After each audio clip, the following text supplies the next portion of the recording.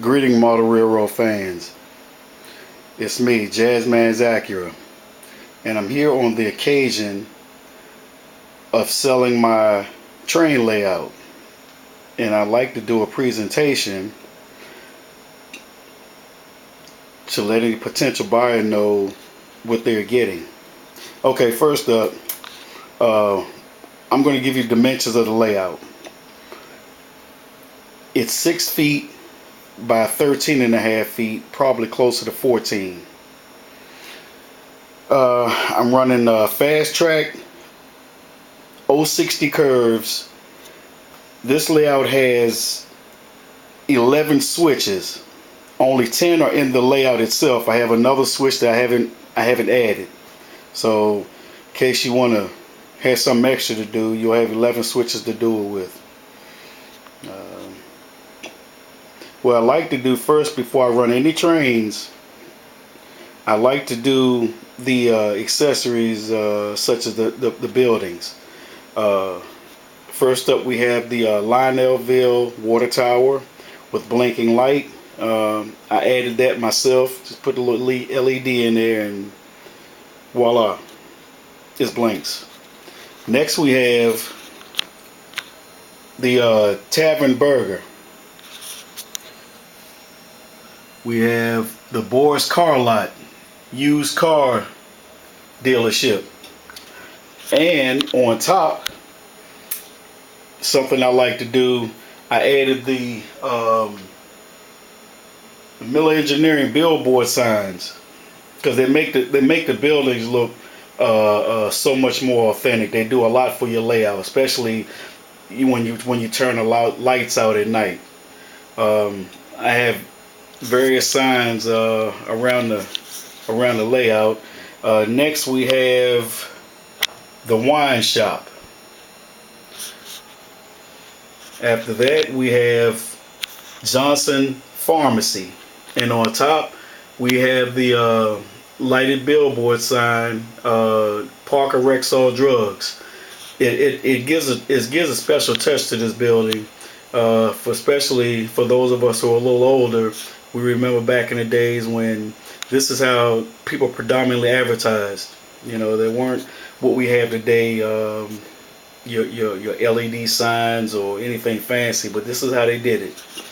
Next up we have the Yankee Clipper Hotel, and on top of it we have the Whitefield Corporation sign, and it really looks good when you turn the lights out, I kid you not. Next up after that we have the Railtown movie theater. Let me see if I can get a better picture of that. As you can see, the little kids are standing in line waiting to get the little tickets. And okay, going down we have Midge's Cafe and Muffin Bakery. Next to that we have the Salt and Batter Restaurant, and on top we have the Sawyer's Vanilla sign, and that's an old sign, and it really looks good when you turn the lights out on it. It really does. Next up, I know you guys are familiar with this, the Cosmo Family Pizzeria, and we have a little guy out there jogging, and I guess he's looking through the window. I guess he's getting hungry.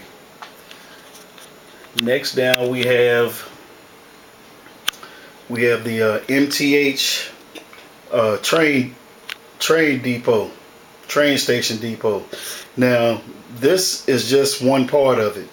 There are two other pieces that go on either end, and that's for your passengers to sit down on the benches, and they probably have vending machines. But because of the space that I have, once I changed the layout around, I didn't have enough room for it, so I just put this section in, and the others are in the original box that this came in. Next you have the cell phone tower.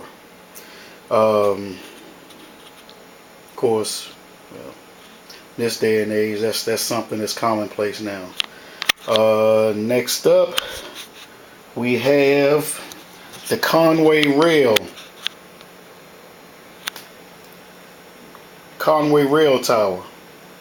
And what I did to give it a little more authentic look, I put a O-scale conductor figure in there. You can see the silhouette of it, but it gives a little more realism as the trains go around the layout. And once you turn the lights out, which I'm not sure if I can do, I don't know how well it's going to show up, but I don't want this battery to run out, so I'm going to be moving right along here. I just want to get a good shot of all this. First up, we have the Lionel ES44 AC Hybrid. And for those of us that are familiar with this engine, knows that it's a die-cast metal shit. It's all metal. It's pretty heavy. It has special features, like I think after 5 minutes, it goes into sleep mode, and that's to save on fuel, you know, so it doesn't sit there and then burn up all your fuel. And the actual train that they have, that's made by GE, it actually does just that. You know, if it's just sitting idle, it powers down and goes into sleep mode. And with this, it does it. And all you have to do, whether you blow the horn, the whistle, or activate any other function on your cab 2 of your legacy unit, it'll come out of hibernation. You'll hear a bell that'll ring momentarily, and then your charge lights will activate to let you know it's online and ready to take commands from you. I'm going to push this back and present my next train. Next up, we have the Lionel Union Pacific Big Boy. Now, I don't know all the specifications of this train, but I can tell you, I know the wheel configuration is 4884, which means you have these 4 up front. You have your eight drivers here, your 8 drivers here, and your four in the back. So that's where the configuration 4884 comes from. Then you have your tender with your 3 little doors on top. The back one actually is for either your train,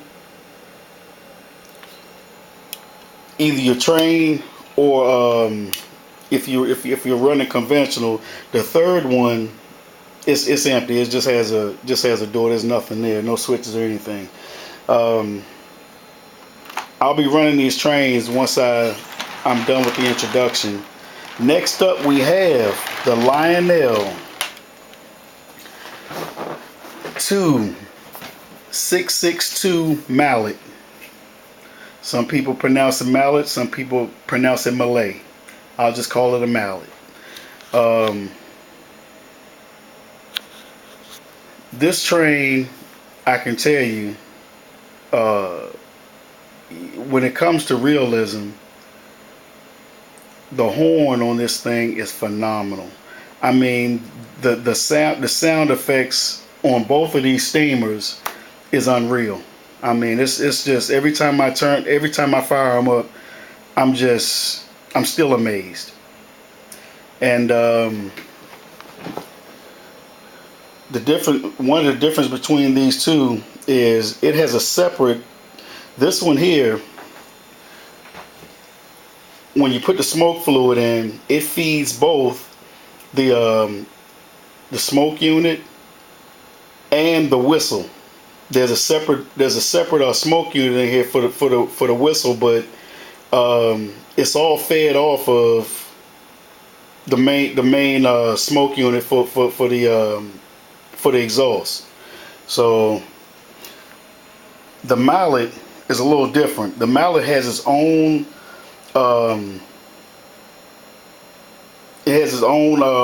refueling port.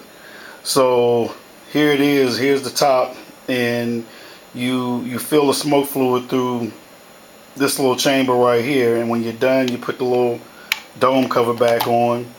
And to fill the smoke unit for the stack, you put the smoke fluid directly in here. And your whistle for this one is right here. Can't really see the hole because there's a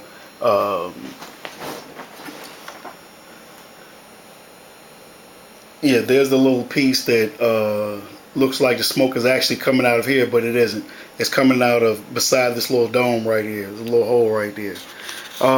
You also have a tender for it, and there's a door to control the volume. There's a potentiometer right here.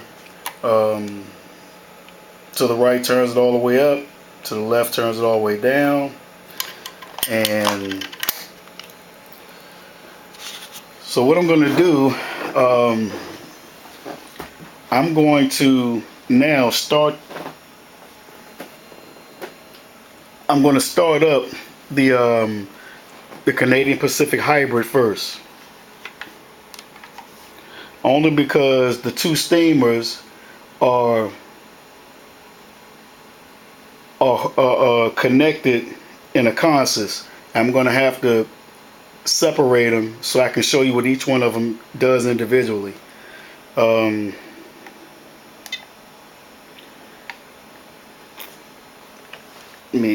Would help if I can put some power to the track.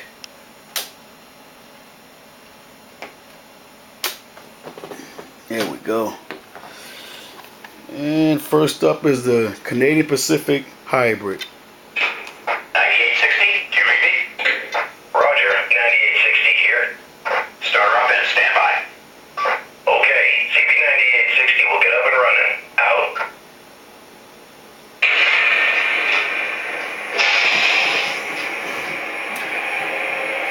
Now, for those of you not familiar with the hybrid or the Vision Line ES44 ACs, they have these they have the charging lights, like I was telling you. You can see the exhaust smoke come out of the exhaust, and I think it's probably after about 5 minutes that it shuts itself down or goes into hibernation mode to conserve fuel.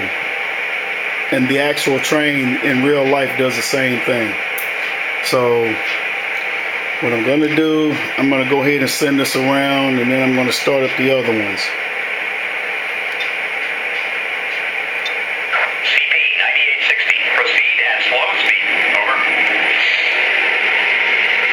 Acknowledged. 9860 out.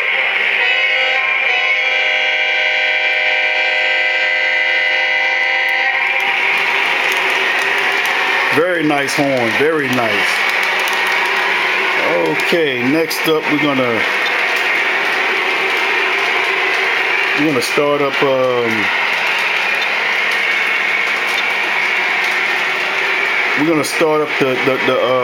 nickel plate road 943 Mallet. Dispatcher here. Do you copy? Over. I read you. Over. Please start up and stand by for track orders. Roger that. Ready to move. Out.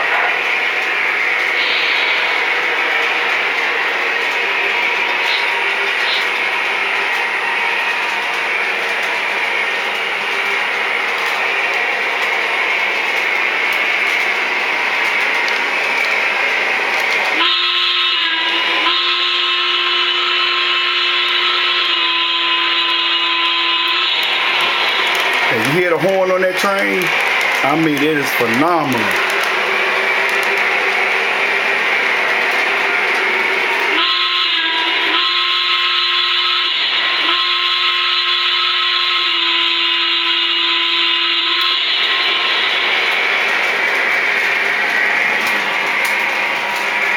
Okay, next I'm going to start up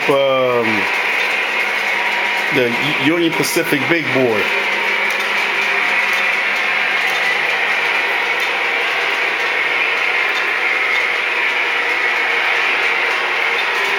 Union Pacific 4011, you copy?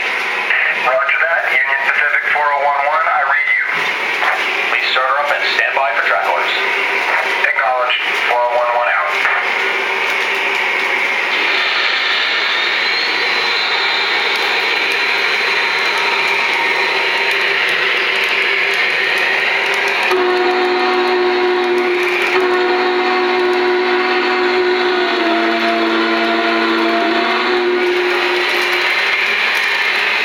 That's a very unique horn right there. You can definitely tell the difference between it and the Mallet.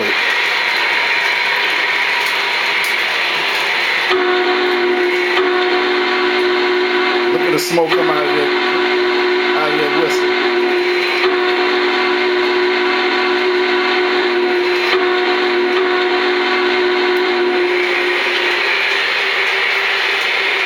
Because I have these in a consist and I only have 2 loops, I'm going to go ahead and run them at the same time and send them around so you can get an idea of what these trains can do.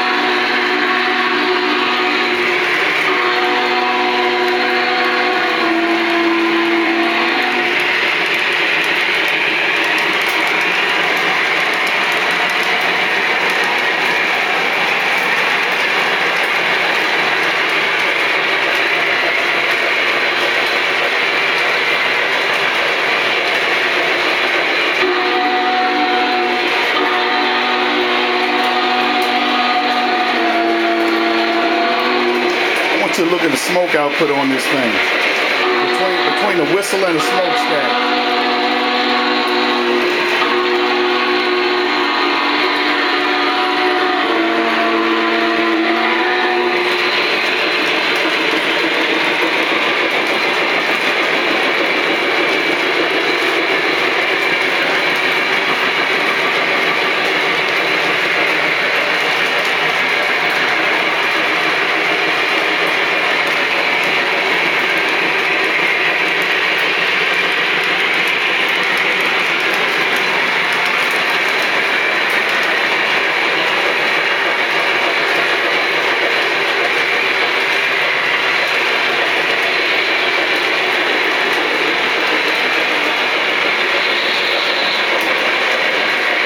Next, we're going to go to the storage shelf where I have the rest of my locomotives. I'm going to show you. It'd be faster to try to put each one of them on the track to let you see how they operate. So I'm going to take you to them.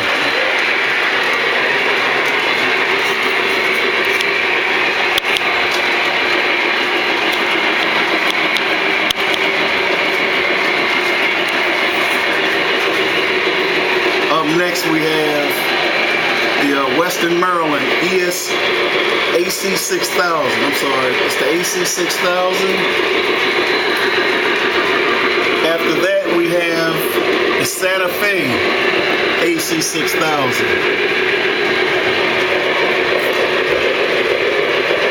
Next up is the Family Lines AC 6000, and last but not least, Baltimore and Ohio AC 6000.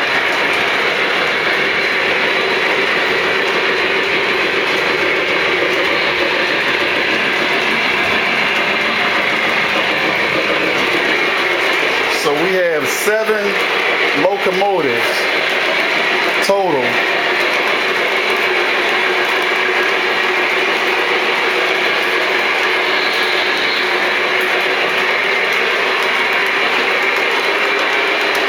And these are high-end locomotives.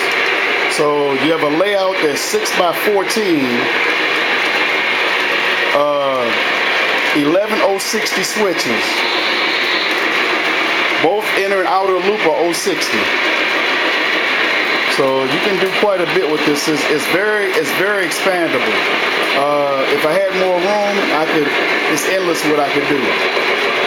But I don't, so I won't.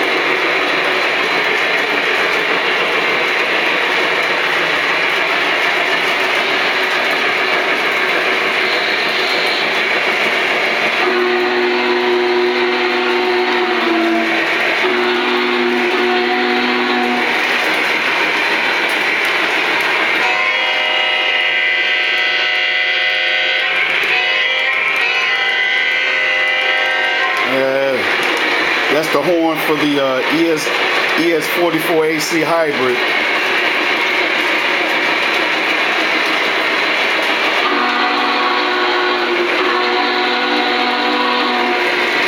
This is the horn for the Union Pacific Big Boy.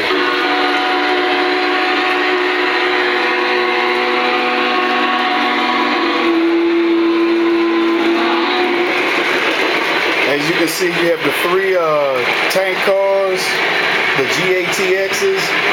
I have a few gondolas. Oh, no, it's a pretty nice little layout. But the engines are that's where the cost came in. So I'm going to end this video now so I can get this uploaded, and